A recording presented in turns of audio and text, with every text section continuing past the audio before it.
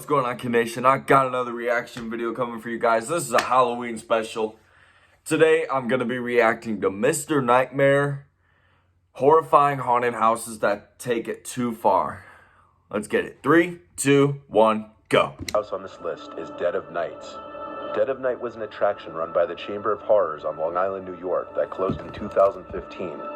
It was regarded as one of New York's most extreme haunted houses, and it had one of the most horrifying haunt openings many had ever seen. Everyone waited in lines, listening to a calming pre-recorded message saying, "We are here for your protection. Everything will be okay. You are safe. We are here to protect you and care for you. We love you. Nothing is real. All." Which was interrupted at intervals by an air raid siren and men in gas masks and suits who each grabbed an unsuspecting patron and dragged them into the attraction. However, you'd be lucky if you were dragged in. Some people were zipped into body bags and some were thrown over their shoulders and carried in. The attraction opened with this very strong abduction scenario. Then the focus shifted to humiliation, which included the smearing of strange substances on patrons' faces and even hitting people in the face with large and painfully heavy objects. Dead of Night has been discontinued from the Chamber of Horrors. Good. But people to this day still hope to see it return. People hope to see it return. There's a haunted house called Miasma, which is just as extreme, if not more extreme, than Dead of Night. Miasma is restricted to those 18 and older, and patrons may only enter alone. Alone? Patrons will Hell be restrained, no. blindfolded, smeared with blood, endure heavy physical contact, and more. It's invite only, Heavy however. physical contact, Patrons who receive an invite commonly describe the instructions in the email to be very vague but clear, and that was to not share the location of where they're going with anyone, to show up alone, and do not show up late. If the instructions were ever disregarded, the experience would end. All guests are asked to refrain from sharing details of the experience, making it harder to get many details about what goes on inside. But some patrons have described their experiences to involve physical pain, often leaving with claw marks on their skin, psychological torture, emotional distress, and a lot of violence. Miasma can be very physically demanding, forcing patrons to sometimes crawl through tight spaces. One patron said she at one point forgot she was in a haunted house and tapped out when it started to feel like she was genuinely in a life or death situation. The location isn't even revealed to guests until 24 hours prior, and allegedly the location always changes. Scarehouse, the basement. Underneath the regular, tamer attraction known as Scarehouse in Pittsburgh, Pennsylvania, used to lie what was known as the basement at Scarehouse, which was a much more intense, immersive, and interactive experience than that of the one upstairs. And it was held inside a nearly 100-year-old historic and apparently actually haunted building. It's been closed since COVID, but it's rumored to be returning soon. You may enter in pairs or alone, though odds are not many people will be entering this place alone. Hell no. The actors in this haunted house are incredibly convincing, and there's a lot of improvisation and dialogue as you make your way through each scene of what's basically your own personal real-life horror movie. Crawled up the stairs. It's not possible to make it from start to end without coming into contact and having to deal with the actors stopping you and messing around with you. There's extreme physical contact, sexual undertones, real electric shock, very tight spaces, and much more. Like most attractions I'll talk about in this video, you must sign a waiver before entering. The basement can get so disturbing that the attraction appropriately has a safe word to yell out if a patron happens to feel violated or too uncomfortable. The Cult was an attraction located in North Conway, New Hampshire. The Cult had been called the ultimate in terror, only for die-hard fans of true horror, for those who want the experience of real-life terror to test your fears. It was an hour-long attraction. Patrons had to walk through alone. Absolutely no groups allowed. Going through it, you would encounter violent situations, and the actors would lay hands on you many times. As the nervous patrons meet a man before entering the attraction who asks if they have any problems with darkness, heights, claustrophobia, eels, rats, bugs, needles, or being fully submerged in water. Most of the patrons were already nervous of what they were getting themselves into. Patrons were given a red card on a lanyard. If one decided the experience was too much, they would give up their safety pass and it would be over. During the experience, patrons would be asked to step into a chairlift that led to a dirt path, which would then lead to a cabin where they would meet a man who would shove them into a booth. What the hell? spray them with unknown liquids, throw a bag over their heads, and then carry them outside, where the simulated torture continued. As worse, throughout the attraction, patrons would encounter live animals, for example, being forced to have snakes or cockroaches crawl on them, forced edibles, for example, being forced to drink what the actors would claim, extreme violence, and much more. The cult has been closed since 2013. The Blackout Haunted House was an attraction that had two locations, one in New York and one in California. It featured extreme violence, full frontal nudity, forced edibles, submersion in water, physical contact, and patrons had to enter alone. Patrons were abducted in vans, waterboarded, and even rolled naked in a sheet of plastic and forced to walk barefoot down a hallway.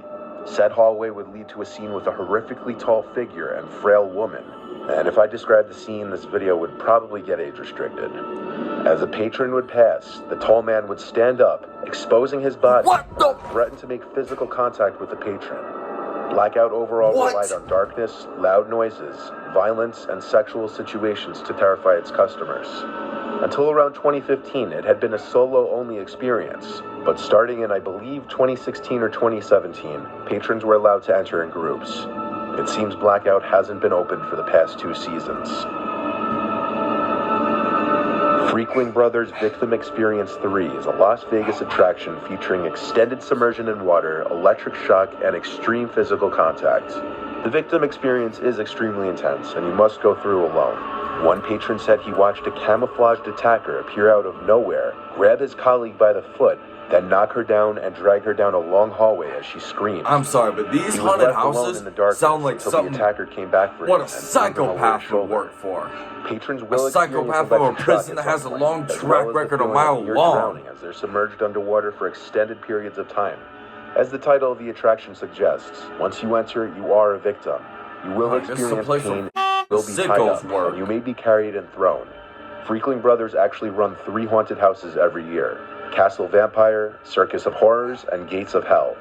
The Gates of Hell became one of the first haunted houses in the country to be R-rated due to graphic content and their requirement of patrons to be over 18 and sign a waiver. How the hell in the goddamn is this Gates legal? Of Hell attraction, and it simulates what it would be believed to be like to die and actually go to hell. Without giving too much away, victims are put in several scenes where they're touched, forced to get down on their knees, and subjected to things that anyone would find uncomfortable. Sorry, it was an ad.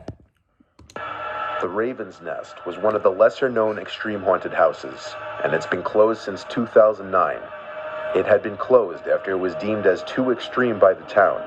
Raven's Nest featured actors who were paid to induce pain on the patrons, as well as other humiliating methods of torture. The owner, Mike McNair, would hire mostly larger and more intimidating actors who would be capable of easily picking up, tying, or shoving patrons. Visitors would also be kicked to the floor and forced to do things like lick the ground, eat disgusting foods and liquids off the floor, and even have actors try to induce vomiting in the patrons. The attraction also played with claustrophobia, having patrons crawl through air vents filled with real cockroaches and spiders, as well as constant tight and cramped rooms and pathways. There was no safe word, which may have been a small factor in the eventual closing of the Raven's Nest. Many of you definitely have heard of this last one, McKamey Manor. Yep. This San Diego attraction, if it could even be called that, shouldn't even be in the same category as regular haunted house attractions. This place tops the list because it tends to use extreme scare tactics that are off limits to professional attractions. It also can't be said that what goes on in this place is safe. Participants are covered in blood, forced to eat disgusting things, threatened with power tools, stuffed in a clothes dryer, submerged in water for extended periods, physically assaulted, and even given an unwanted haircut. Physically assaulted? Participants often leave covered in blood, commonly their own, and so far nobody has made it through to the end. There used to be no safe word, and they would only pull the plug when medically necessary. This place plays with people's fears of claustrophobia with tight spaces and corridors, people's fears of spiders with restrained victims having up to or even more than 4 tarantulas crawling over their faces, people's fears of clowns, and just about anything else you could think of. Perhaps one of the more shocking parts is that the experience can go on for up to 10 hours. 10 hours! Contributor to why nobody's made it through to the end yet. For a long time, the place didn't have a safe word, and Russ, the owner, only added one after he was told he legally needed to. But even with this safe word, apparently the torture can go on for many people who repeatedly use the safe word, rendering it basically useless. McKamey Manor also garnered a lot of criticism regarding the $20,000 cash prize that they promised to anyone who can make it. People believing they simply wouldn't allow anyone to win, because oftentimes the workers will decide for the patrons that they're done, even if the patron wants to keep going. McKamey Manor is self-described as a place for extreme horror lovers only, who wish to experience what true terror and gross-out torture feels like. But apparently there are a lot of people who wish to experience it, as there's a waiting list of more than 20,000 people. There's currently a Change.org petition to close down McKamey Manor for good, with over 180,000 signatures.